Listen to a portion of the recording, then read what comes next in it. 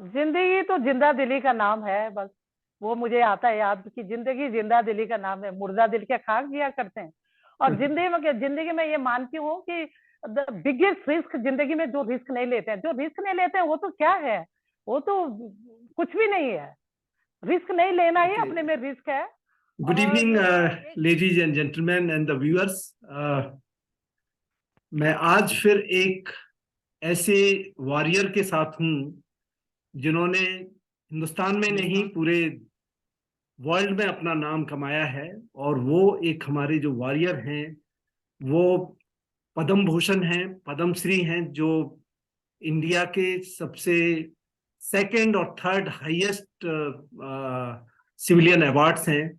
अकेली वो एक हिंदुस्तान की पहली वीरांगना है जिन्होंने कि माउंट एवरेस्ट को फतेह किया था और रादर उस पे उन्होंने क्लाइम किया था। तो वो मेरे साथ मेरा सौभाग्य है कि मेरे साथ जो आज हैं वो डॉक्टर बचेंद्री पाल, जिन्होंने सबसे पहले as a women mount Everest को क्लाइम किया था। और बचेंद्री जी, आपका बहुत बहुत स्वागत है। ये जो बहुत बहुत प्रोग्राम है मेरा शुक्रिया। Win life like a warrior, and you are a true warrior, कि जिन्होंने इतना सारा करेज लेके इतना बड़ा काम किया है। और आज भी आप दुनिया की और सब लोगों की इस तरीके से मदद कर रही हैं और उनको इंस्पायर कर रही हैं कि लोग आपके कदमों पे अभी तक चलते जा रहे हैं। थैंक यू सो मच मेरा बहुत हौसला अफजाई करने के लिए। और जो कुछ भी मैंने अचीव किया, आर्मी का भी इसमें बहुत ज्यादा सपोर्ट रहा है। तो यस। आप लोग भी उस मेरे ये सफलता, जो भी मैंने सफलता की सीढ़ियां चढ़ी है, उसमें आप भी शामिल है। Thank you so much. Thank you, thank you. Well, so viewers, इससे पहले मैं बचेंद्री जी से आपके बिहाफ पे ये जानना चाहूंगा कि बचेंद्री जी, बचपन में आप एक छोटे से गांव में उत्तराखंड से आती थी, और दो आप अच्छा पढ़ती लिखती थी, लेकिन आपका जो पैशन था वो कहीं हमेशा पहाड़ों पे चढ़ने का था। तो बचपन का जिंदगी आपका कैसा रहा? आपके घर परिवार में किस तरीके का माहौल था और किस तरीके से आप आगे बढ़ी? कुछ अपने बारे में बताइए जिससे हमारे सुनने वालों को भी वो इंस्पिरेशन मिले कि कोई भी एक काम कर सकता है जो किसी ने न सोचा। जरूर। मैं तो एक पहाड़ी महिला हूँ। और उत्तराखंड के एक छोटे से गांव नाकुरी है, वहाँ पे 5 भाई बहनों के साथ पली हूँ, बड़ी हूँ। और बस पहाड़ों में रोजमर्रा की जिंदगी है। पहाड़ चढ़ो, पहाड़ उतरो, पानी लेने भी तब पनघट बहुत ही दूर होती थी। बर्तन धोने भी जाना पड़ता था, तो वो घर से बाहर। और पूरा, और स्कूल जाते थे करीब 5 किलोमीटर दूर मेरे गांव से। तो पूरी जिंदगी पहाड़ों में था, और पहाड़ों से बहुत ही लगाव, प्यार, अटैचमेंट बहुत था। और वहाँ की जो दिनचर्या यही होती थी, गाय बैल हैं, आप उसके लिए जंगलों से लेके आइए, घास लाइए, लकड़ी लाइए। तो इस तरह से स्ट्रगल था, संघर्ष था। और संघर्ष से ही मैंने सीखा है, सच तो यह है। और जो अभाव थी जिंदगी में, उसी से मैंने सीखा है कि मैं कैसे उस अभाव से बाहर निकल सकती हूँ। तो सबसे पहले मेरे दिमाग में जो बात आई कि इन सारे जो प्रॉब्लम्स में चारों तरफ देखती थी, महिलाओं का, उनका एजुकेशन से लेकर के उनका जो, उनको जो आजादी उनको नहीं होती थी। तो मैं सोचती थी अगर ये मिलना चाहिए, अगर मैं पाना चाहती हूँ, तो उसके लिए एक बेस बहुत अच्छा होना चाहिए, एजुकेशन। और तब लड़कियों के लिए एजुकेशन भी एक बहुत ही बड़ा एक चुनौती था। करेक्ट। लेकिन मैं बहुत जिद्दी थी। अगर कुछ सोच लिया तो सोच लिया, तो पढ़ाई लिखाई करना मेरा एक पहला एवरेज था। उसके लिए मुझे घर में कन्विंस करना पड़ा।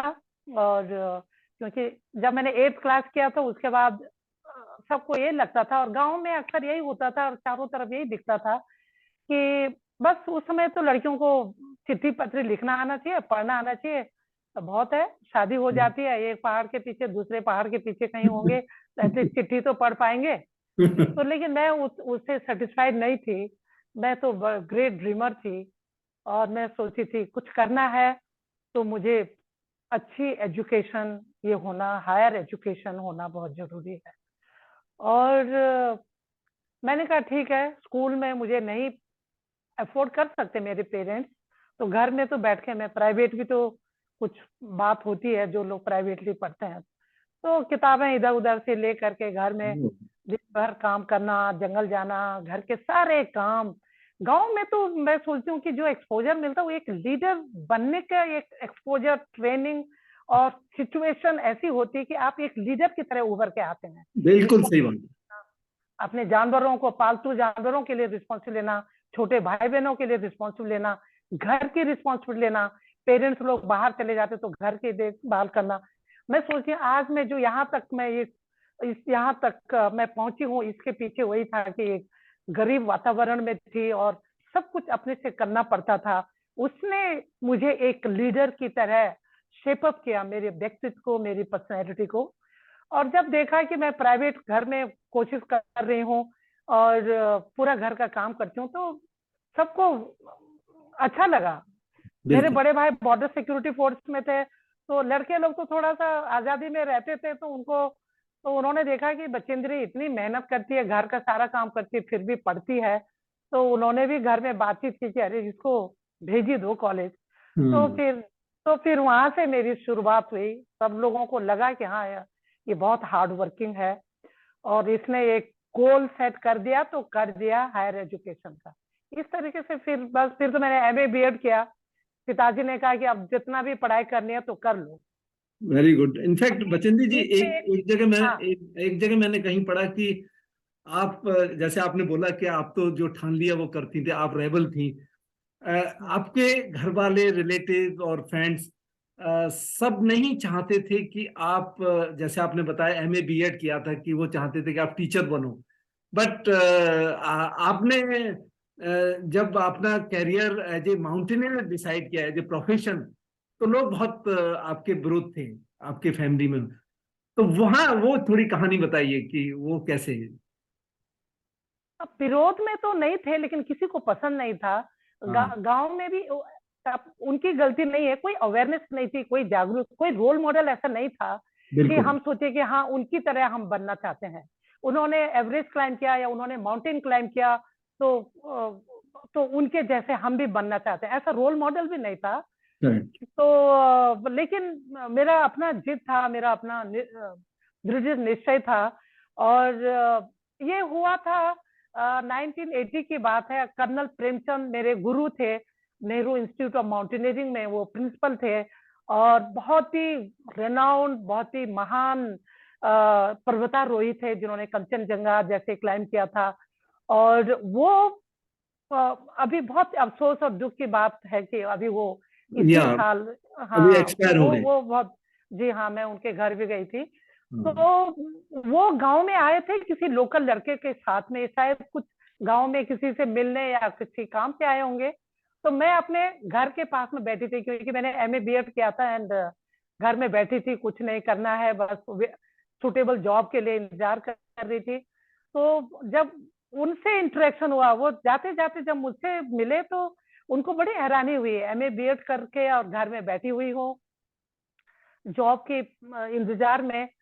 तो उन्होंने कहा कि आप माउंटेनियरिंग क्यों नहीं करते हैं? नेहरू इंस्टीट्यूट ऑफ माउंटेनियरिंग तो आपका वॉकिंग डिस्टेंस है यहाँ से, हाँ, और जहाँ पे देश विदेश से लोग आते हैं, और आप तो पढ़ी लिखी हैं, तो पढ़े लिखे लोग ज्यादा समझते हैं कि क्यों करेक्ट। रिस्क लेना चाहिए, क्यों चैलेंजेस देना चाहिए, एंड बिल्कुल। What all we learn by climbing a absolute. Mountain. या तो उन्होंने कहा कि आप पढ़ी लिखी हैं, आप ज्यादा अच्छे समझ सकती हैं।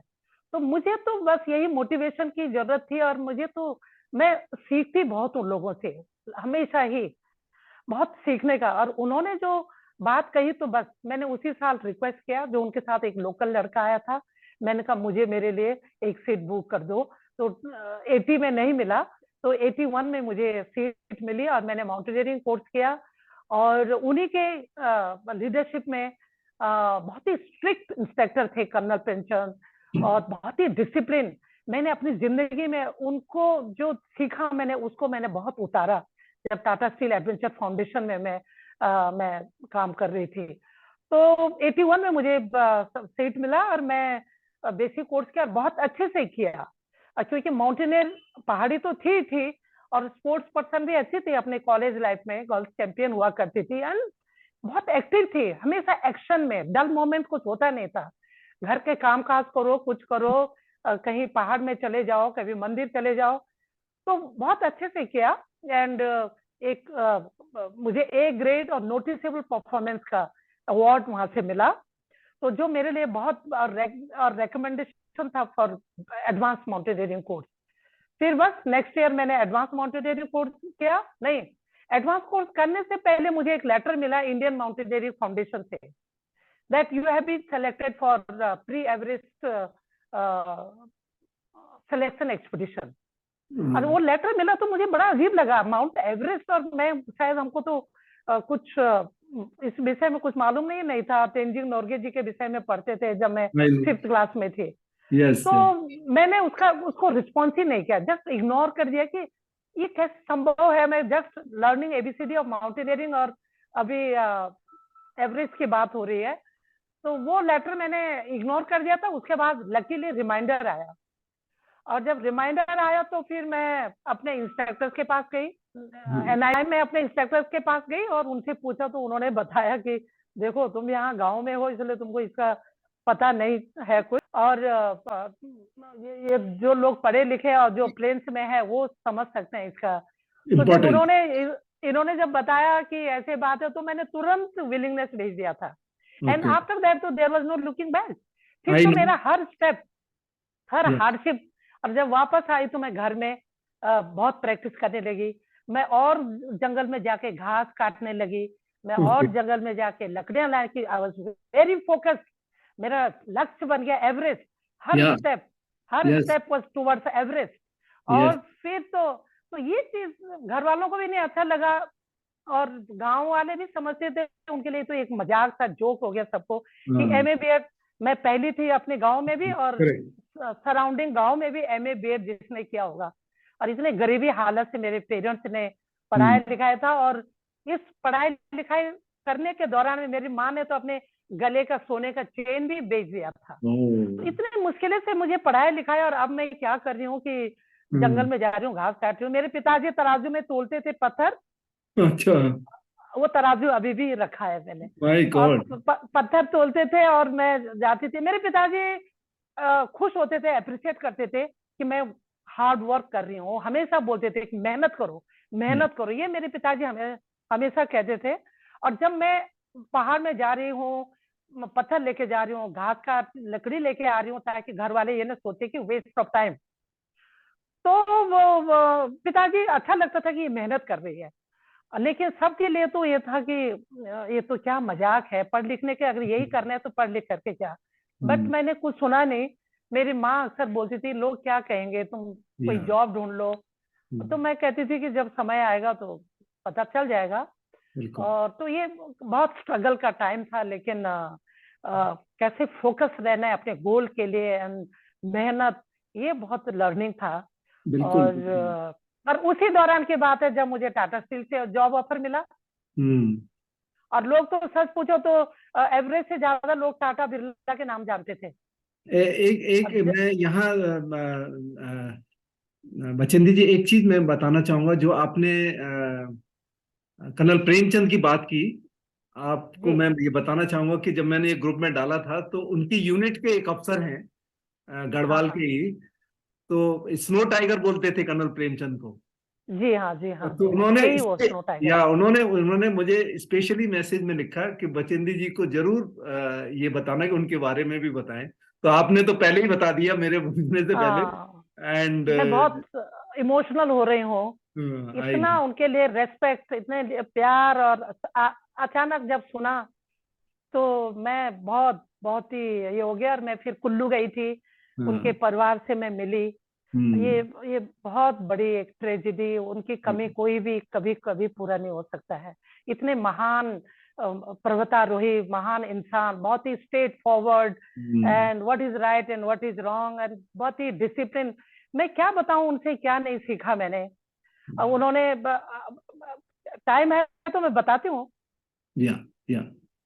तो उनके अंडर में जब मैंने बेसिक कोर्स किया, ये ऑल विमेन था, वो पूरी लड़कियों की कोर्स थी। तो एक जगह हम गए तो वहां पे उन्होंने कहा कि चलो आज लड़कियां तुम लोग रोटी बनाओ। जब रोटी बना रहे थे तो हम लोग चकला बेलन ढूंढ रहे थे। तो उन्होंने कहा अच्छा तुम लोगों के हॉबी है माउंटेनियरिंग, और फिर इतने तुम रिमोट एरियाज में जाओगे घूमने फिरने देखने कुछ कुछ करने, क्या तुमको अगर रोटी बनानी होगी तो तुम वही देख ढूंढोगे, वो सारे जहाँ रिसोर्सेज कुछ नहीं है तब तुम क्या करोगे। करेक्ट। और फिर सब लोगों ने हाथ से रोटी बनाया एंड ऑल, और इतना था उनका एनवायरनमेंट के लिए। और पूरा ये कोई भी वेस्ट कहीं फेंकना नहीं है, कहीं भी कोई भी रैपर्स है उसको उठाना है। मैंने टाटा स्टील एडवेंचर फाउंडेशन में वही सब इम्प्लीमेंट किया जो मैंने लर्न किया था। बिल्कुल। तो वो तो महान महान इंसान थे, और So बहुत 80, इमोशनल हो रही हूँ उनके विषय में। I understand the moment is like that. So I think 84 में then you went for this summit, the Everest. हाँ हाँ हाँ हाँ। वहाँ की कुछ बताइए इंसिडेंट। आई बिलीव आपको जब कैंप में थे तो आप लोगों की नीचे हेल्प करने चले गए तो लोगों ने ऑब्जेक्ट किया कि अच्छा, अकेली क्यों जा रही हैं। I think that one incident you have narrated somewhere. हाँ वो टाइम तो ऐसा था ही था, लड़कियों को तो बहुत ही दे वर ऑल डोमिनेटेड एंड, और माउंटेनियरिंग फील्ड में तो ज्यादातर तो ये तो पूरा मेल डोमिनेटेड ही था उस टाइम पर। यस। तो वो सब कुछ था। और और मैं तो बहुत ही ओपन माइंड से थी, टीम में थी, और लोगों ने मुझे हेल्प किया। वो तब की बात है जब मैं साउथ कोल जा रही थी, या और उससे पहले भी एक बार मैं साउथ पोल गई थी और विदाउट ऑक्सीजन जा रही थी साउथ पोल। जैसे मैं जिनेवा स्क्वायर में पहुंची तो मैं वहां पर पहुंचने तक काफी स्लो थी, क्योंकि विदाउट ऑक्सीजन, विदाउट ये सप्लीमेंट्री ऑक्सीजन में जा रही थी। आजकल तो लोग कैंप 2 से ही ऑक्सीजन सिलेंडर लगा के चले जाते हैं। और मेरा स्पीड बहुत स्लो था, और उस टाइम पर एनडी शेरपा ने साउथ पोल से मेरे लिए ऑक्सीजन सिलेंडर लेके आए थे जिनेवा स्क्वायर में। और उसके बाद तो मुझे पता ही नहीं चला मैं कब साउथ पोल में पहुंच गई। तो वो सब कुछ था, क्योंकि माउंटेनियरिंग है ये टीम स्पोर्ट, कोई ना कोई सबको मदद करते हैं, और कोई अपने अकेले के बलबूते पर तो टॉप में नहीं पहुंचता है। बिल्कुल बिल्कुल। टीम वर्क का सबसे बड़ा उदाहरण तो माउंटेनियरिंग ही है। एब्सोल्युटली। तो हाँ जी। तो फिर जब सेकंड टाइम में जा रही थी तो मैं काफी अच्छे टाइम में पहुंच गई थी, क्योंकि मैं ऑक्सीजन लगा के जा रही थी कैंप 3 से। और मैं बहुत टाइमली पहुंच गई थी, और कुछ लोग बहुत पीछे थे, और कुछ लोग तो काफी पीछे थे, और शाम हो रही थी। तो तब मैंने सोचा मैं क्या कर रही हूँ साउथ पोल में। मैंने कुछ पानी गर्म किया, जूस गर्म किया, और मैंने अपने रक्सैक में लगाया, और मैं नीचे चल पड़ी अकेली अकेली। आज मैं पीछे मुड़ के देखती हूँ तो मुझे बड़ी हैरानी होती है, एंड बड़ा प्राउड फील भी होता है। तो मैं नीचे जब उतरी तो कुछ लोग थे, हमारे माउंटेनियर साथी लोग, वो लोग कैंप में ही बैठे हुए थे। लेकिन मैंने याद किया कि मुझे भी किसी ने हेल्प किया था, और आज मैं फिट हूँ, और बहुत अच्छे टाइम पर मैं साउथ पोल पहुंच गई, तो मुझे भी जाके लोगों को मदद करना चाहिए। और जैसे जैसे मैं नीचे उतरी तो मेरे माउंटेनियर फ्रेंड्स आ रहे थे ऊपर में, किसी को मैंने पानी ऑफर किया। लेकिन वो सबका एक पहला सवाल यही होता था कि बच्चन जी तुमने क्यों इतना रिस्क लिया, तुम क्यों अकेले वहां से आना, बहुत ही बड़ा रिस्क था वैसे। तो जैसे जैसे मैं नीचे उतरी जिनेवा स्क्वायर में आई, तो वहां पर भी थे हमारे साथी लोग, मेजर किरण कुमार थे, ओके और जय बहुगुणा, मेजर जय Bahuguna, okay. And doctor Meenu Mehta, ये लोग भी थे सब लोग। तो वहां मैंने उनको जूस ऑफर किया, उन्होंने लिया। और मुझे नहीं पता था कि साउथ पोल में क्या हो रहा है। और थोड़ी देर में पता चला कि कुछ क्लाइंबर हमारे साउथ पोल से नीचे उतर के बहुत नाराज हैं, गुस्सा है मेरे से, और मेरे से कहने लगे कि आप ये लीडर से बात करिए, आप क्यों साउथ पोल से नीचे उतरी अकेली, ये कितना बड़ा रिस्क था, कुछ भी हो सकता था। तो मैं तो यही मानती हूँ कि biggest risk in life is not taking risk. Absolutely अगर कुछ करना है तो एब्सोल्युटली रिस्क लेना ही है। तो एब्सोल्युटली। फिर उन्होंने कहा you please talk to leader. तो मैंने लीडर से जब बात किया तो ब्रिगेडियर खुल्लर, तब कर्नल डीके खुल्लर, उनसे बात की तो उन्होंने कहा बच्चन जी तुम कैसे गए। मैंने कहा बिल्कुल ठीक हूँ सर, और क्यों तुमने ये रिस्क लिया। मैंने कहा मैं भी माउंटेनियर हूँ, और मैं फिट हूँ अभी, इसलिए मैं नीचे उतरी हूँ। तो उन्होंने कहा ठीक है ठीक है, उन्होंने ज्यादा बात ही नहीं कहा, ठीक है अब तुम वापस जाकर रेस्ट करो, क्योंकि नेक्स्ट डे तुमको सबमिट अटेम्प्ट करना है। तो मैं वापस आई तो नेक्स्ट डे मुझे नहीं पता था क्या होने वाला है। सवेरे उठे करीब 6 बजे, अभी तो लोग प्रीवियस नाइट को चलते हैं ना एवरेस्ट समिट के लिए। या तो हम लोग तो उसी दिन भी 6 बज गए सवेरे के। लेकिन मैंने पता चला कि बहुत ही हॉट आर्ग्यूमेंट हो रहे हैं लीडर एंड कुछ क्लाइंबर के बीच में। और वो शायद मेरे लिए हो रहा था क्योंकि मुझे जाना था उन लोगों के साथ में, और वो नहीं चाहते थे। वो नहीं चाहते थे क्योंकि कहीं ना कहीं कुछ लोगों का ईगो हर्ट हुआ था कि एक लड़की होके मैं नीचे जा रही हूँ और कुछ लोग हैं जो कैंप में ही है। ये तो बड़ी लंबी कहानी है वैसे। तो फाइनली वो एग्री हुए, और क्योंकि लीडर ने कहा कि बच्चेदरी तो जाएगी जाएगी, वो तो उसमें है, फिट है एंड ऑल। तो मैं जब बाहर निकली अपना पूरा गियर पहन के और अपना सब कुछ, और वहां पे जो 2 क्लाइंबर थे वो लोग पानी गर्म कर रहे थे एंड ऑल। तो मैं अपना फ्लास्क लेके गई। तो मैंने उनसे कहा कि आप लोग तो नहीं मुझे नहीं चाहते थे कि मैं आप लोगों के साथ जाऊं, या आप लोग नाराज थे। तो उन्होंने बोला हाँ तो आप क्यों कल आप सपोर्ट के लिए नीचे गए, आपको तो रेस्ट लेना चाहिए था, आप क्यों गई नीचे। तो मुझे तो समझ में नहीं आया। तो फिर तो मैंने कहा, मैंने यही कहा कि मैं भी माउंटेनियर हूँ और मैं फिट थी, लोगों ने मुझे भी हेल्प किया है, तो मैं आज फिट थी तो मैंने किया है। एनीवे बहुत दुख लगा ये लोगों की सोच देख करके। एंड और वापस जब मैं अपने टेंट में बैठी तैयारी कर रही थी, तभी आंग दोरजी आया। मैं भगवान पे बहुत बिलीव करती हूँ, बहुत ज्यादा मेरा विश्वास होता है कि एब्सोल्युटली, आप अच्छा कुछ करते हैं, अच्छा सोचते हैं, तो ऊपर वाला है जो देखता है। बिल्कुल मैं बहुत भरोसा करती हूँ भगवान पे। बिल्कुल बिल्कुल बिल्कुल। भले मंदिरों की चक्कर नहीं लगाऊंगी या कुछ नहीं करूंगी, बट मैं कर्मों में बहुत बिलीव करती हूँ, बहुत ज्यादा। तो तभी क्या हुआ कि मैं अपने टेंट में जैसे पहुंची और मैं तैयारी कर रही थी, दुखी थी लोगों की एटीट्यूड से, दुखी थी लोगों की सोच से। और तभी अचानक Ang Dorji, one of our Sherpa sardar, वो अचानक मेरे वो समिट टीम के पिक्चर में वो नहीं थे, क्योंकि इससे पहले उन्होंने जो अटेम्प्ट किया था उनके पैर नम हो गए थे, उनका ऑलरेडी पहले कभी फ्रॉस्ट बाइट हुआ था। तो सेकेंड टाइम और कोल्ड में एक्सपोजर होने से फ्रॉस्ट बाइट का उनको डर था, तो उनको समिट में जाने का वो टीम पे नहीं थे, वो पिक्चर में नहीं थे। लेकिन अचानक वो मेरे पास आए और कहने लगा दीदी मैं चलूं आपके साथ। लेकिन उन्होंने कहा कि मेरे साथ एक शर्त है, मैं यहाँ से, उस समय समिट कैंप भी हुआ करता था 27,000 या कहीं फीट पे। तो उन्होंने, और हमारा जो प्लानिंग था कि क्योंकि इतने लेट से शुरू करें तो समिट कैंप में हम रहेंगे एक नाइट एंड नेक्स्ट डे हम लोग समिट अटेम्प्ट करेंगे। तो उन्होंने कहा आंगदोर जी ने कि दीदी ऐसा है कि मेरे साथ अगर आपके साथ चलूंगा तो मैं समिट कैंप में तो नहीं रहूंगा, क्योंकि मेरे चांसेस ज्यादा होंगे फ्रॉस्टबाइट होने का, रात को वहां पर रहने से ये मुश्किल होगी। तो मैं तो या तो सीधे ही समिट के लिए ट्राई करेंगे, या अगर नहीं होगा तो वापस आना होगा। तो मैंने सोचा ठीक है, जो लोग नहीं चाहते हैं उन लोगों के साथ जाने से अच्छा है मेरे अपने लिए, मेरे आत्मसम्मान के लिए, मेरी भावनाओं के लिए, कि ठीक है मैं इनके साथ रिस्क लेती हूँ और इनके साथ चलती हूँ। तो जब चले तो फिर बहुत अच्छी थी फिटनेस, मेरी बहुत ही बढ़िया थी। और हम लोग चल दिए 6:20 पे, 6:20। अभी तो लोग 6:20 पे समिट पे पहुंचते हैं, क्योंकि पहली रात को ही लोग चल देते हैं, करेक्ट। जो कि बहुत लेट था, 6:20 बहुत लेट था।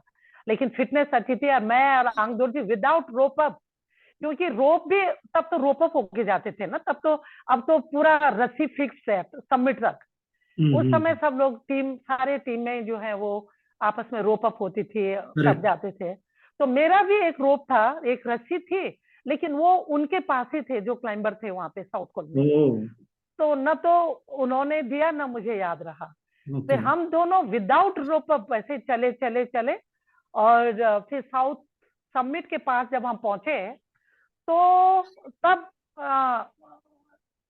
लाटू दोरजी वो वहां पे पहुंचे, और फिर हमने देखा कि उन्होंने वो जो रस्सी थी वो लेके आए थे, और फिर मैं और साउथ समिट ऑनवर्ड्स हमने रोप अप हुए, और उन्होंने बहुत मुझे गले लगाया और कहा you are the best climber Bachendri, and तुम बहुत अच्छा कर रही हो, बहुत अच्छा चल रही हो। क्या बात। और मैं बहुत कम ऑक्सीजन ले रही थी, और उन्होंने फिर ऑक्सीजन का वो भी बढ़ा दिया था, क्योंकि मैं बहुत काफी कम, तो बहुत हैरान हुए थे वो कि तुम इतने ऑक्सीजन पे चल रही हो। और हम्म फिर वहां से तो फिर बस हिलेरी स्टेप, हिलेरी स्टेप में जब मैं चढ़ रही थी तो आंगदोर जी, वो हिलेरी स्टेप एक नाइफ एज जो था, अभी तो बहुत चेंजेस आई है मैंने सुना, वो उसके ऊपर में थे, तो मैं नीचे खड़ी होकर उनको देख रही थी ऊपर में, तो उन्होंने इशारा किया कि एवरेस्ट यही है सामने। फिर हम्म मुझे पता ही नहीं चला कब मैंने वो हिलेरी स्टेप को ओवरकम किया, ऊपर पहुंची, और देखा कुछ आगे जाके देखा कि उसके बाद कोई ऊंचाई है ही नहीं। तो बस ठीक 1:07 पे हम लोग टॉप में पहुंचे, और बस मैं दुर्गा की मूर्ति लेके गई थी, जो मुझे बहुत स्ट्रेंथ देती थी कि मेरे पास शक्ति है, हम्म, और ये बहुत ताकत देती थी। वो प्लेस किया मैंने, हनुमान चालीसा लेके गई थी, ओ और दुर्गा की मूर्ति मेरी माँ ने दिया था घर में पूजा करके। ओ और बस ऐसे हमने करीब 45 मिनट्स हम लोग टॉप में थे। आई नो आई और नो। फिर, और लेकिन मुझे जब मैं चढ़ रही थी तो बहुत मुश्किल हो रहा था, जब मैं विदाउट रोप अप चढ़ रही थी, तो ऑल द टाइम मैं वरीड थी कि मेरा सेफ रिटर्न कैसे होगा। एक स्टेप रॉन्ग होगा तो मैं कई हजार फीट, हम्म डेड बॉडीज तो दिखते ही है वहां पे जब आप हम्म चढ़ रहे होते हैं समिट में। तो हम्म वो ख्याल दिमाग में आ रहा था कि अगर थोड़ी सी भी गलती होगी तो शायद मेरी भी हालत वही होगी। और क्योंकि स्नो कंडीशन बहुत हार्ड था मॉर्निंग में, और जो हमारे क्रैम्पॉन्स होते हैं उसको फ्रंट पॉइंटिंग को वो किक करके हम्म ऐसा करके जाना पड़ रहा था। तो हम्म मैंने सोचा कि वापसी में तो पता नहीं, क्योंकि हम तो रोपअप भी नहीं थे। और हम्म जब टॉप में 45 मिनट स्पेंड करने के बाद सबसे गले मिले और सबको बधाइयां दी, हमारे लीडर ने वहां से हमको बधाइयां दी, और उन्होंने ये भी कहा कि बच्चन जी, अब वो जो दुनिया तुम वापस जा रही हो ना, वो नहीं होगा जो तुम छोड़ के आए हो। हम्म और बहुत ये था, एंड मेरा दिमाग में सबसे यही ख्याल था कि मेरा सेफ रिटर्न होगा, कैसे होगा, क्योंकि हम्म चलते समय जो मुश्किलें होती थी। लेकिन जैसे ही फ्यू स्टेप्स में आगे निकले, देखा स्नो कंडीशन काफी सॉफ्ट हो गया था, और मैंने कहा ओ अब तो बहुत अच्छा ग्रिप, मेरे हम्म शूज जो है वो स्नो के अंदर जा रहे हैं, अच्छा हम्म ग्रिप बन रहा है। तो हम्म। मैंने कहा अब तो जरूर सेफ रिटर्न होगा। तो ये सब था, ये बहुत कुछ लर्निंग का था। और ये भी ऊपर था, वाला यूनिवर्स हमेशा साथ देता है, कंस्पायर करता है आपको सक्सेस करने के लिए। हाँ बिल्कुल बिल्कुल। और वो जो रिस्क लिया था मैंने, बहुत ही अच्छा रिस्क लिया था। जो भी डिसीजंस लिए थे मैंने बहुत अच्छे लिए थे। अंगदोर जी के साथ जाने का डिसीजन मेरा बहुत ही चैलेंजिंग था। बहुत ही कि उसके साथ कुछ भी हो सकता था और हम वापस भी आ सकते थे। लेकिन मैंने रिस्क लिया, एंड वो रिस्क बहुत ही सक्सेसफुल रहा, और बहुत ही। और उससे पहले एक बार एवलांस में भी मैं दब गई यस थी। यस यस, हाँ वो वो भी भी बताइए। ये हुआ था। हाँ, इतना इजी नहीं था जर्नी उस टाइम पर। हाँ। नहीं, अवलांच इजी तो वाला भी अभी भी नहीं है। इंसिडेंट जो है शायद आपको वो भी बताइए क्या हुआ था उसमें। हाँ वो भी ऐसे ही हुआ था, करीब कैंप 3 में 24,000 फीट के आसपास में। और वो रात को हुआ था, और वो वहां पर तो ये काफी स्टीप में जो कैंप लगता है हमारा, बहुत ही एवलांस प्रोन भी है वो जगह पे। वहां पे हम लोग रात को जल्दी से पानी वानी बना के अपना थर्मस भर के जल्दी सो जाते हैं माउंटेन में। और पानी सबसे पहला बनाते हैं, क्योंकि water vapour content of the air is very poor as we go higher and higher. Yes. तो पानी पीना बहुत जरूरी है। एपिटाइट तो वैसे ही लॉस ऑफ एपिटाइट हो जाता है, you don't feel like eating anything, but पानी तो जीना है तो पीना है वाली बात है, पानी पीना आई है। एग्री। हाँ, वो चाहे आप सेमी लिक्विड डाइट लें या कुछ भी है, वो तो लाइफ लाइन हो जाते हैं वहां पे। तो रात को जल्दी से पानी बनाया, थर्मस फ्लास्क में डाले, सो गए। तो करीब 12:30 बजे बहुत जोर की ब्लास्ट की आवाज सुनी, और मैंने सोचा शायद कोई ऑक्सीजन सिलेंडर जो हमने बाहर में रखे वो फट गया है, ये क्या हुआ है। एंड थोड़ी देर में मैंने रियलाइज किया कि मैं किसी भारी चीज के नीचे दब गई हूँ। और ये समझते हुए देर नहीं लगी कि मैं एवलांच के नीचे दब गई हूँ। ऊपर से एवलांच, एक आइस एवलांच, जो वॉल था हमारे कैंप के पास में, वो टूट के गिरा है, और उसकी ये इतनी भयानक आवाज थी। अब तब मुझे लग रहा था कि मैं तो दबी हूँ, और ये कैसी मौत है जब मुझे पता चल रहा है कि मुझे मरना है। और मुझे ये भी नहीं पता चला कि मेरे टेंट में एक मेरा क्लाइंबिंग पार्टनर भी है। और जब वो अपनी जगह से हिलने लगा और बाहर निकलने की कोशिश करने लगा, तब जीने की कुछ आशा हुई। और वो बाहर निकले, लोब्सांग छिरिंग, जो कि दार्जिलिंग में इंस्ट्रक्टर थे तब, तो वो बाहर निकले। उनके पास स्विच नाइफ था और उन्होंने टेंट को फाड़ा, खुद बाहर निकले। आइस के ब्लॉक्स जो हमारे टेंट के ऊपर, मेरे शरीर के ऊपर थे, उसको हटाया।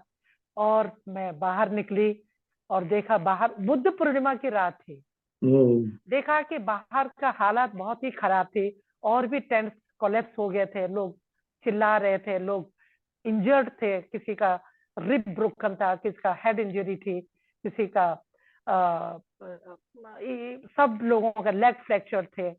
और जब बाहर निकले हम लोग, तो फिर एक टेंट था जो सेफ था, वो मेस टेंट था, जिसके अंदर चाय पानी या कुछ खाना गर्म करने का, तब सिर्फ वो टेंट एकदम इंटैक्ट वैसे ही था। लेकिन बाकी लोग तो फिर हम उस टेंट में, मैं जो टेंट था वहां पे उसमें गई, मैंने पानी बनाया, सबको पानी पिलाया। मेरे पास एक किट था, इसका इमरजेंसी मेडिसिन का कुछ था, वो मैंने सबको डिस्ट्रीब्यूट किया। कुछ पेन किलर था, वो मैंने सबको दिया। और तभी वॉकी टॉकी वायरलेस सेट से नीचे बात हुई, जो लोअर कैंप में हमारे लीडर भी थे और बाकी साथी लोग थे। तो वो लोग रात को 1 बजे वो चले रेस्क्यू के लिए, देखिए। तो वो लोग आए और लगभग 5 बजे वो पहुंचे। और फिर हम लोग वापस नीचे निकले, और किसी तरीके से कैसे रेस्क्यू किया, दैट वाज रियली अमेजिंग। जिसका जिसका लेग फ्रैक्चर था और जो चल नहीं पा रहे थे, उसको किस तरह से स्लीपिंग बैग में रैप करके, स्लाइड करके, कैसे उन लोगों ने रेस्क्यू करके और लोअर कैंप में लेके आए। लोअर कैंप में हमारे लीडर थे और भी साथी लोग थे।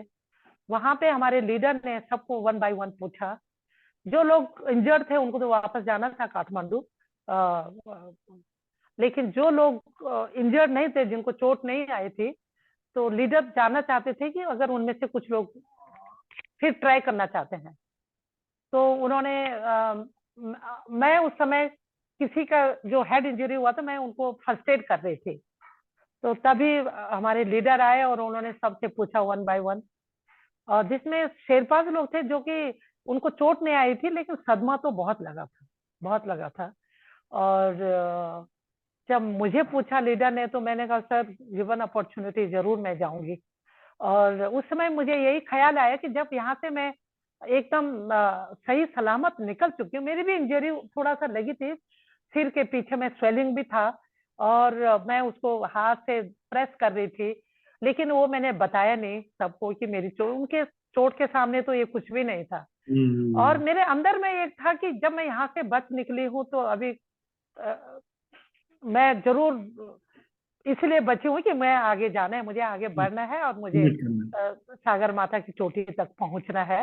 वो पूरा पॉजिटिविटी आई, बहुत पॉजिटिव थॉट्स आए। ये जो हुआ था बचेंद्री जी, ये पहली वाली समिट में हुआ था, दूसरी वाली समिट की इंसिडेंट था? पहली वाली और दूसरी वाली मतलब एक तो 94 में आपने किया था? नहीं नहीं, मैं तो 84 में किया था ना, एवरेज तो एक ही बार किया था। Okay okay. 93 में मैंने लीड किया था एक इंडो लीड नेपली। किया, ओके हाँ। Okay okay. तो फिर बस वो था, और फिर एक नई टीम बनी, और उसके बाद फिर उसी में हुआ था जो साउथ कोल में, नई बच्चे भी नहीं जाएगी, वो क्यों हेल्प के लिए नीचे गई है, वो सब हुआ था। तो बहुत मुश्किल था, और बहुत लर्निंग भी होती है, जहाँ मुश्किलें होती है वहाँ लर्निंग भी होती है। और वो इसके बाद में फिर आप टाटा एडवेंचर फाउंडेशन में आ गए, उस वो तो बिफोर एवरेस्ट। ओके ओके वो ओके बहुत बड़ी बात है। एवरेस्ट के बाद तो मुझे इतने जॉब ऑफर आए, मैं क्या बताऊं। ओके जब ओके उस टाइम पर जब मैं कुछ भी नहीं थी, और ये भी गारंटी नहीं थी कि मैं एवरेस्ट क्लाइम करूंगी, सिर्फ ओके टीम में थी, सिर्फ ओके टीम में थी। सबमिट, ओके ये जो फाइनल टीम बनी थी देश की, ओके उसमें थी, तभी टाटा से जॉब ऑफर हुआ था। ओके तो एक तरह से उन्होंने भी रिस्क लिया कि खाली एक मेंबर होना तो काफी नहीं है, फिर भी एंड जब मैंने एवरेस्ट क्लाइम करने के बाद तो उन्होंने तो फिर एक full fledged department Tata steel adventure foundation create किया। करेक्ट। पहली बार ये कोई कॉर्पोरेट हाउस में, unheard in any other corporate house, Tata steel ने एक जॉब क्रिएट किया और मुझे पूरा इंचार्ज वहां पे बना दिया। मुझे ऐसे लगा जैसे एक एवरेस्ट से आगे दूसरे एवरेस्ट में मैं पहुंच गई हूँ। एंड वो एक प्लेटफॉर्म था जहां से मैं I could reach the masses and made a difference, एक चेंज मेकर। करेक्ट। और मेरे माँ पिताजी ने सिखाया था मुझे, जो स्ट्रॉन्ग वैल्यूज दिए थे उन्होंने। और तो हमको कुछ नहीं था, बैंक बैलेंस तो कुछ भी नहीं था मेरे माँ बाप के पास, लेकिन उन्होंने जो स्ट्रॉन्ग वैल्यूज दिए, अच्छे संस्कार दिए, मेहनत और ईमानदारी, यस।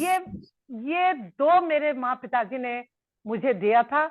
और टाटा स्टील ने एक वंडरफुल प्लेटफॉर्म दिया, टाटा स्टील एडवेंचर फाउंडेशन में, जहां पर मैंने ये वैल्यूज को के द्वारा जो भी कुछ किया, और उसके साथ लगातार पाथ ब्रेकिंग एक्सपीडिशन 1 by 1 बिल्कुल लगातार करती रही। और बस वो चलता रहा जर्नी। और इस साल मैंने एक fit at 50+ women's trans Himalaya expedition किया।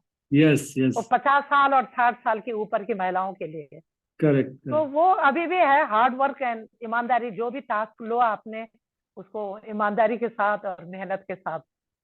तो वो मेरा गुरु मंत्र रहा जिंदगी में, तो मेरे माँ पिताजी ने दिया दो, और वही मैंने प्रैक्टिस किया टाटा स्टील एडवेंचर फाउंडेशन में।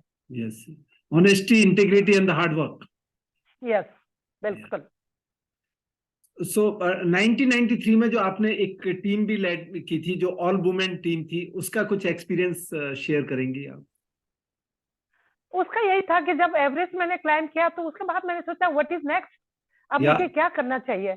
और लेकिन दिमाग में यही था कि मुझे वुमेन के लिए करना है, क्योंकि जो जिस तरह के एक्सपीरियंस करके मैं यहाँ तक पहुंची थी, उससे मुझे यही लगा कि मुझे विमेन लोगों पे, विमेन एम्पावरमेंट में ही फोकस करना है। और टाटा स्टील ने मुझे इतना फ्रीडम दिया, इतनी आजादी दी और इतना सपोर्ट दिया कि मैं जो चाहे मैं कर सकती थी। तो तब से मैंने एक ड्रीम शुरू कर दिया कि मुझे नेक्स्ट टाइम लीड करना है, और वो ऑल विमेन एक्सपीडिशन। और फिर उसके बाद में 89 में मैं रीटा गोम्बू मारवा के साथ मैं नेपाल गई। उस समय तो एवरेस्ट बुक करना पड़ता था, तो मैं वहां गई और 89 या 90 के लिए मैंने एवरेस्ट बुक किया। और मैंने कहा इसमें मैं मैक्सिमम विमेन को मौका दूंगी। और तभी फिर IMF ने भी ये सोचा कि IMF दुनिया देश की एक एपेक्स माउंटेनियरिंग बॉडी है, तो उनको भी लगा कि ये तो IMF को करना चाहिए। और फिर उन्होंने कैप्टन कोहली जी ने मुझे बुलाया और बोला, बचिंद्री ये जो तुमने बुक किया है एक्सपीडिशन के लिए और एवरेस्ट, वो क्यों नहीं IMF से करेंगे। तो मैंने कहा सर जरूर, women should get, maximum women should get opportunity है, कोई फर्क नहीं पड़ता है कि मैं कहाँ से भी करूं। तो उन्होंने फिर वहां से हमने किया, फिर इसको इंडो नेपलीज विमेन को भी इसमें इंक्लूड किया।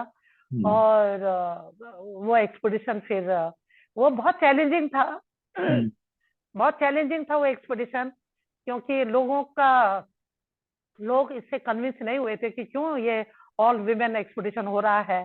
कई लोगों ने रिमार्क्स किया कि अरे फिर तो आप पोर्टर्स भी विमेन लीजिए, और वाई ऑल। तो ये बहुत मुश्किल था, बहुत चैलेंजिंग था। लोग तैयार नहीं थे कि अभी एक ऑल विमेन एक्सपीडिशन जाना चाहिए, एक इंटरनेशनल विमेन एक्सपीडिशन जाना चाहिए एवरेस्ट पे। तो लोगों ने हर तरह से मुश्किलें पैदा की, कुछ कई तरह से हालातें की, लेकिन मैं तो एक बार सोच लिया एंड बस। हाँ, टाटा स्टील मेरे सपोर्ट में एक चट्टान की तरह था। एंड कैप्टन कोहली जी का एक सपना था कि ऑल विमेन हो, और उनका सपोर्ट था, उनका आइडिया था। IMF से तो सिर्फ उन्हीं का ही सपोर्ट था और कुछ और लोगों का। तो बहुत बहुत स्ट्रगल का टाइम था वहां पे। एब्सोल्युटली लोगों ने बहुत। हाँ, ये कैप्टन कोहली इंडियन आर्मी के थे अपने? कैप्टन कोहली तो प्रेसिडेंट थे इंडियन माउंटेनियरिंग फाउंडेशन। ओके। और वो नेवी के थे शायद ना, नेवी कैप्टन। ओके, नेवी के थे। ओके। नेवी के शायद में। बचेंद्री जी, उसके बाद आपने एक और बहुत बड़ा कारनामा किया था, जिसमें the great Indian women's rafting voyage किया, जो भी एक अनहर्ड चीज है, अभी तक किसी ने। उसके बाद में लगातार मैंने सोचा जो लड़कियों ने नहीं किया मुझे वही करना है। बिल्कुल। बस एकदम मुझे ये लगा था कि जो जहाँ पे लोगों ने सोचा कि लड़के नहीं कर सकते मुझे वही करना है, तो वो किया मैंने हरिद्वार से कलकत्ता तक। और पूरा राफ्टिंग का था, पैडलिंग का था लगातार। और उसमें किया हमने करीब 2100 लगभग 2200 किलोमीटर हमने कंप्लीट किया। और उसमें करीब 16 महिलाएं थी, और हरिद्वार से कोलकाता तक। और उस दौरान में मैंने देखा कि गंगा की क्या हालत हो गई है, कितने कितने डबल स्टैंडर्ड, कितने दोगले लोग हैं हम। एक तो गंगा माँ बोलते हैं और दूसरी तरफ सारी गंदगी गंगा में फेंक देते हैं। वो बहुत बहुत ही दुख लगा, बहुत ही। और मैं तो उत्तरकाशी में गंगा को गौमुख से देखा है, इतनी साफ सुथरी, स्वच्छ, पवित्र, लेकिन नीचे आते आते उसकी दुर्दशा देखी, जो कि हमारे देश की पहचान है गंगा, और एक जीवन दायिनी, और क्या नहीं कहते हैं हम लोग। लेकिन एक्चुअल में हम, हाँ, एक्चुअल में जब वो राफ्टिंग के दौरान में देखा कि कितना कुछ है, कितने गंदगी लोगों ने जो भी है गंगा में डाल दिया है लोगों ने, तब मैंने एक सपना देखा कि मैं नेक्स्ट टाइम एक एक्सपीडिशन करूंगी गंगा पे, और वो सिर्फ एंड सिर्फ क्लीनिंग करूंगी। क्योंकि वो वाला एक्सपीडिशन तो हमारा पूरा एडवेंचर का था, लड़कियों का सारा पैडलिंग करके एंड रोइंग करके हम जा रहे थे। लोगों के हाथ में ब्लिस्टर्स हो गए थे लोगों को, क्योंकि काफी मुश्किल जर्नी था। और तब मैंने ये सपना देखा ये करने का, कि ये क्लीनिंग करूंगी। और वो मैंने मिशन गंगे किया 2018 में। करीब 40 लोग हमारे टाटा स्टील से जाके और आए, और फिर नमामि गंगे के साथ हम ज्वाइंट एफर्ट हो गया था ये गवर्नमेंट के साथ में। तो ये बहुत अच्छा काम था, क्योंकि we can't justify the height gain अगर हम ये सब कुछ नहीं करते हैं। अगर जो भी कुछ ऐसा कुछ होता है और हम उसमें अगर शरीक नहीं होते हैं, तो वो हम हाइट को जस्टिफाई नहीं कर सकते हैं। ये सोच मेरी हमेशा रही। सुपर साइक्लोन जब हुआ था तो हम वहां पे थे, क्या नहीं किया हमने। और जब भुज में, गुजरात में जो अर्थक्वेक हुआ था, वहां पे हम लोग थे टाटा रिलीफ कमेटी में, और पूरे एडवेंचर हमारा सेल वहां पे था। तो जो डिटर्मिनेशन, जो विल पावर, जो हार्ड वर्क हमको एक पहाड़ चढ़ने में करते हैं हम लोग, उसी स्पिरिट से हमने जब सुपर साइक्लोन हुआ था, ऐसे दूर दूर गांव जो एकदम कट चुके थे, उससे कनेक्टिविटी से हट गए थे, तो ऐसे जगह हम बोट से गए, उसी स्पिरिट से, जो एडवेंचर स्पिरिट से।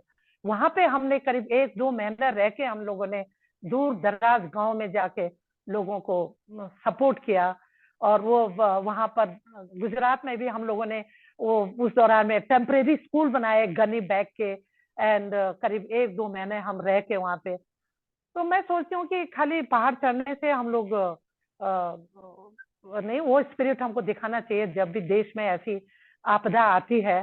तो क्योंकि माउंटेनियर लोग बहुत ही स्ट्रांग होते हैं, बहुत स्ट्रांग विल पावर होते हैं, हार्ड वर्किंग होते हैं, और वो किसी भी सिचुएशन में अपने को एडजस्ट करते हैं, अडॉप्ट करते हैं एंड आगे बढ़ते हैं। तो वो स्पिरिट जब जब देश में कुछ ऐसे आते हैं तो हमको एकजुट हो करके जरूर we should make our presence felt. In fact, that is what Bachendri ji is giving back to the society after. Yeah. To that, unless you impact the society, there is no point what you said really कि कोई फायदा नहीं बढ़ने का यदि आप कुछ we can't justify that height gain. तो आप एक्सपीडिशन के विषय में बताए, तो मैंने एक और किया था ट्रांस हिमालय। yes 1997 में। इनफैक्ट वो पढ़ के बचेंद्री जी, मैं अपना बताता हूँ, मैं I was little totally overwhelmed by reading that statement कि trans Himalayan where you crossed how many 60 passes. You know, जब हम अकेडमी में होते हैं, इंडियन मिलिट्री अकेडमी में, तो हमें एक एक्सरसाइज होती है जिसमें भद्राज एक माउंटेन है जिसको हमें क्रॉस करना होता है। वो हम शाम को 4 बजे चलते हैं एक दिन पहले, और दूसरे दिन सुबह को पहुंचते हैं और पूरी रात चलते हैं। तो वहां हमें 1-2 पास ही पास करना है, लेकिन यहाँ आपने इसमें 60 पासेज आपने क्रॉस किए, और you have moved around how much 4,500 kilometre. 4,500।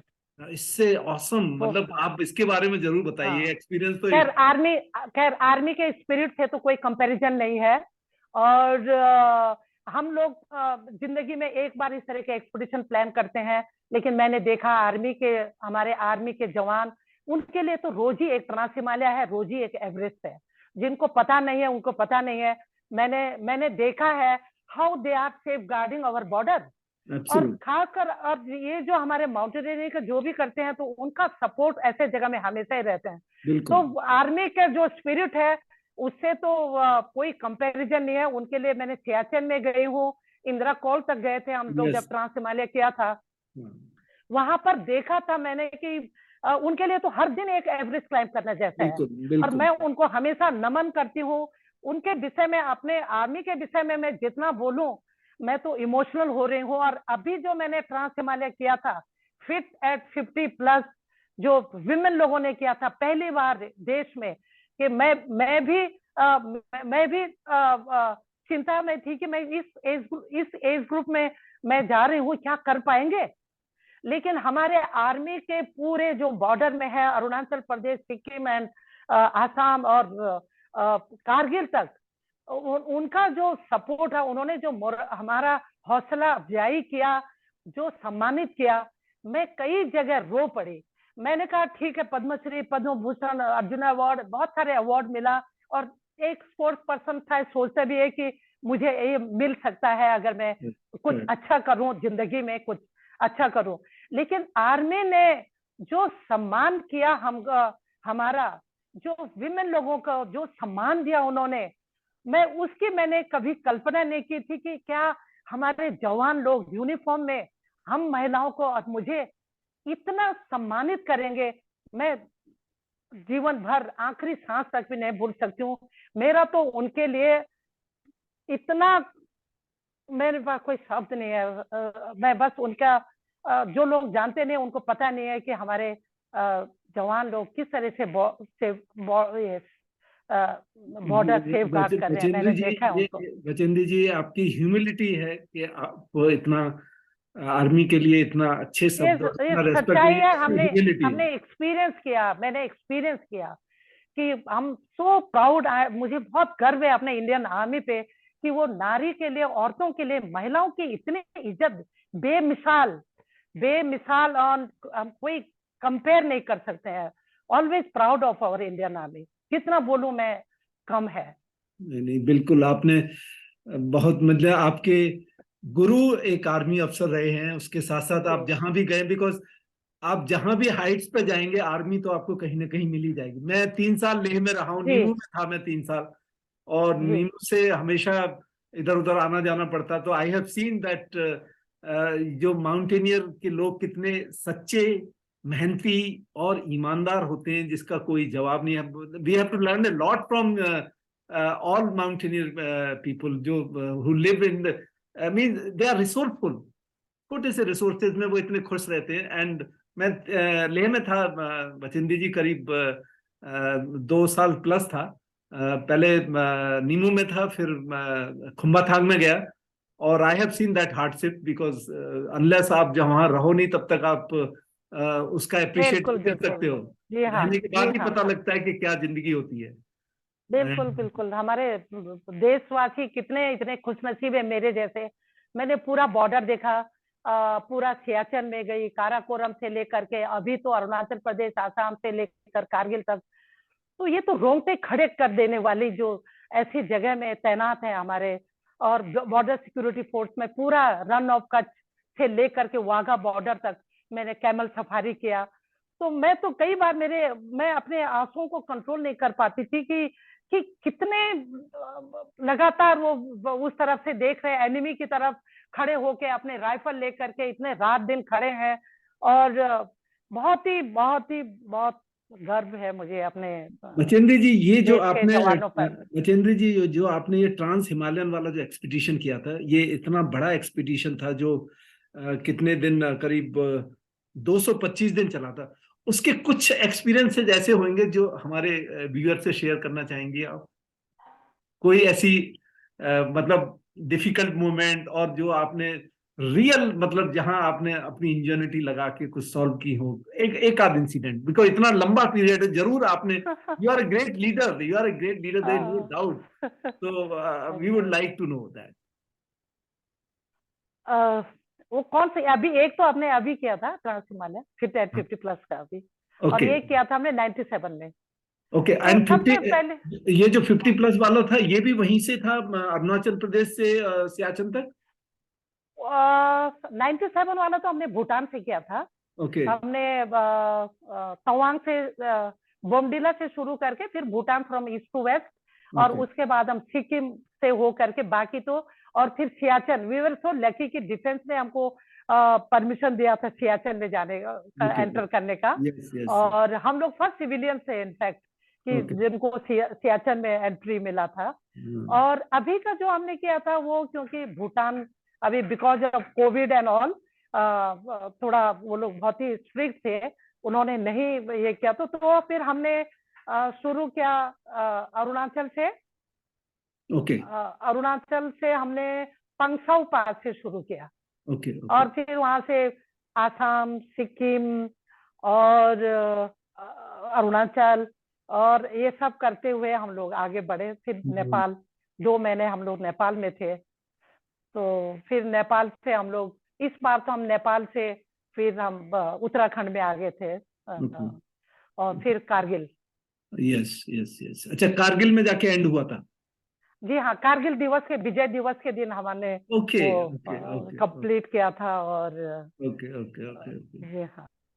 अच्छा, ये एक और आपने जो सोशल सर्विस की जब बात की, तो आपने एक उत्तराखंड में जो एक त्रासदी आई थी, उसमें आपने बहुत काम किया था। वो भी एक आपके साथ में कोई जी प्रेमलता जी। अग्रवाल के साथ में जो किया था। हाँ हाँ हाँ हाँ, मैं भूल ही गई थी। तो और हाँ, वो भी किया था हमने। और यहाँ पे तो ये था कि क्योंकि रोड टूट चुके थे, और जो लोग सपोर्ट के लिए भी लोग कितने दूर जा सकते हैं, जिनको तुरंत उनको सपोर्ट चाहिए, वो कितने दूर वो लोग जा सकते हैं। तो हम लोगों ने कई जगह ऐसा किया कि रक्षक में लेकर के सामान, जैसे वो बहुत कुछ कंबल, ब्लैंकेट, और काफी कुछ था ऐसा चीज जो हम लोग बहुत ही ट्रिकी रास्ते और उबड़ खाबड़ रास्ते, माउंटेनियर लोग ही कर सकते हैं ऐसे, तो वो भी किया था हम लोगों ने। जी हाँ। हाँ। और ये मचिंदी जी, आपने एक बुक भी लिखा है, आपकी ऑटोबायोग्राफी लिखी हुई है आपने। अच्छा, Everest my journey to the top. Yes जी हाँ। यस, जी उसके हाँ। बारे में कुछ बताएंगे कि क्या थॉट था? उसके बारे में तो मैं क्या बताऊं, वो तो वो थॉट था मेरे मेरे जो छोटे चाचा जिनको बोलते थे ब्रिगेडियर ज्ञान सिंह, ओके उनका बहुत बहुत मुझे प्यार मिला था, और बहुत उनका गाइडेंस भी मिला था। और जब मैंने एवरेस्ट करके आई तो फिर ये उनका थॉट था कि एक एक ऐसा बुक लिखना चाहिए, और उन्होंने काफी एफर्ट किया सबसे, जो भी था मैंने उनको लिख के दिया। और और इधर उधर से गांव से और ये करके, ये उन्होंने उनका ये इनिशिएटिव था ये। ओके, और जी हाँ। बहुत बहुत अच्छा। मतलब आप हमारे जो सुनने वाले हैं बचेंद्र जी, आप क्या बताना चाहेंगे, जो यंगस्टर्स हैं जो छोटी छोटी चीजों में उलझ के रह जाते हैं और परेशान हो जाते हैं, जबकि जिंदगी एक बहुत बड़ी है, जिंदगी, life is more important than anything else. तो उनके लिए क्या मतलब मैसेज देना चाहेंगी, कि चाहे वो हमारी वुमेन हैं, चाहे वो हमारे यंगस्टर्स हैं, कि जिंदगी को कैसे जिए जिससे लाइक ए वॉरियर की तरह जिए? जिंदगी तो जिंदा दिली का नाम है बस। वो मुझे आता है याद कि जिंदगी जिंदा दिली का नाम है, मुर्दा दिल क्या खाक जिया करते हैं। और जिंदगी में ये मानती हूँ कि द बिगेस्ट रिस्क जिंदगी में, जो रिस्क नहीं लेते हैं, जो रिस्क नहीं लेते हैं वो तो क्या है, वो तो कुछ भी नहीं है। रिस्क नहीं लेना ही अपने में रिस्क है। और एक ड्रीम जरूर होना चाहिए। एक बगैर ड्रीम का, बगैर लक्ष्य का जिंदगी तो बेकार ही है। एक जरूर एक गोल बनाना चाहिए हम लोगों को। मैं तो अपनी शेयर करूंगी कि एक लक्ष्य बनाए, और उस लक्ष्य के पीछे लगातार लगातार नेवर गिव अप वाला एटीट्यूड से। और शुरू में मैंने स्कूल के डेज में मैं हर तरह हर चीज ट्राई करती थी। पढ़ाई के अलावा मैं पिकनिक जाती थी, पढ़ाई के अलावा मैं माउंटेनियरिंग करती थी, और इससे ये होता है कि जरूरी नहीं है कि आप पढ़ाई में एक्सेल करें, और भी आपके अंदर में बहुत कुछ हुनर है, बहुत कुछ स्किल है, बहुत कुछ हिडन आपके अंदर क्वालिटीज है। तो बहुत कुछ आप अगर हर तरह का एक्टिविटी आप करेंगे और जितना ज्यादा एक्सपीरियंस करेंगे। चलो यार, तुम बहुत डिस्टर्ब कर रहे हो तुम लोग। कोई बात नहीं। तो जो भी मौके हैं, अपॉर्चुनिटी है, वो जरूर करना चाहिए। और दूसरी बात है, जो भी एक टास्क लो उसको ईमानदारी से और मेहनत से, जो मेरे माँ बाप ने ये गुरु मंत्र दिया है, और बस वो लेके करो और कुछ करते रहिए। बिल्कुल बिल्कुल। बचेंद्री जी, ये देखिए कि आप आज पद्मश्री हैं, पद्म भूषण हैं, दुनिया की जाने मानी हस्ती है माउंटेनियरिंग में और सोशल वर्क में, आई मस्ट से। और आपने देश का बहुत नाम ऊंचा किया है, स्पेशली वुमेन एम्पावरमेंट के लिए बहुत काम किया है। जी, वो तो किया मैंने बहुत। या इसके बाद व्हाट इज योर नेक्स्ट गोल और एम्बिशन टू अचीव? जब तक चल फिर सकती हूँ कुछ ना कुछ तो करूंगी। और अभी फिर मैं टाटा श्री एजुकेशन फाउंडेशन के थ्रू अभी मैं फिर जो fit at 50+ women trans Himalaya जो किया था उसको फॉलो अप करूंगी। ओके। और दूसरे साल फिर मैं प्लान कर रही हूँ कि ऐसी विमेन को लेकर के मैं कुछ करूं। और मैंने वाकई में विमेन एम्पावरमेंट के लिए बहुत बहुत कुछ किया, कंटिन्यूसली किया, लगातार किया। और ये और इस अवार्ड या रिवॉर्ड जो भी है उससे और जिम्मेदारी जरूर आई कि मुझे लगातार कुछ करना है। और एक के बाद एक पाथ ब्रेकिंग एक्सपीडिशन किया मैंने, चाहे वो नदी में हो, चाहे वो डेजर्ट में। कैमल सफारी मैंने 2 बार किया था, ऑल विमेन का। और ट्रांस हिमालय भी मैंने 2 बार किया। एवरेस्ट भी मैंने एक बार खुद चढ़ी और एक बार लीडरशिप किया, मैंने दूसरों को चढ़ाया। तो वो मेरे लिए खुद क्लाइम करने से भी बड़ी अचीवमेंट है। तो यस कि दूसरों को तैयार करो, यही तो लीडरशिप है। यस दूसरों को यस। तैयार करो, ट्रेन करो और उनको भी उसी ऊंचाई पर पहुंचाने में आप मदद करो जहां एक दिन आप भी थे। जी जो कि मैं सोचती हूँ कि खुद क्लाइम करने से ज्यादा चैलेंजिंग था मेरे लिए लीड करना। यस। क्योंकि सारी दुनिया, मेरे देश के हमारे जो मेल माउंटेनियर्स थे वो लोग रेडी नहीं थे इस चीज के लिए, ये तो सच बात है। हम्म उनको ये चीज पचाने में बहुत मुश्किल लगा कि हम्म। एक ऑल विमेन टीम जा रही है। और लेकिन फिर भी ये जो भी मुश्किलें आई, इससे मैंने बहुत कुछ सीखा ही है। जब स्ट्रगल होता है और जब कुछ इस तरह की होती हैं, मुश्किलें होती हैं, तो उससे इंसान सीखता है। इसको नेगेटिव वे में नहीं लेना चाहिए लोगों को। and you become wiser and smarter to deal with the situation and people. तो मैं Absolutely. जो भी मेरे लिए जो भी हुआ है उसको मैं बहुत पॉजिटिव वे में लेती हूँ, और उसी ने मुझे बनाया आज जो मैं हूँ। और Absolutely. और जो भी मैंने किया उसमें गवर्नमेंट का भी बहुत सपोर्ट रहा है। No. अभी जो मैंने जो ट्रांस हिमालय किया 50+ वुमेन के लिए, मैं तो 68। और one more lady from Bangalore, Vasumati Srinivas, she was also 69। तो Oh. इस तरह के हमने किया। और उसमें गवर्नमेंट का बहुत था, youth affairs and sports ministry का।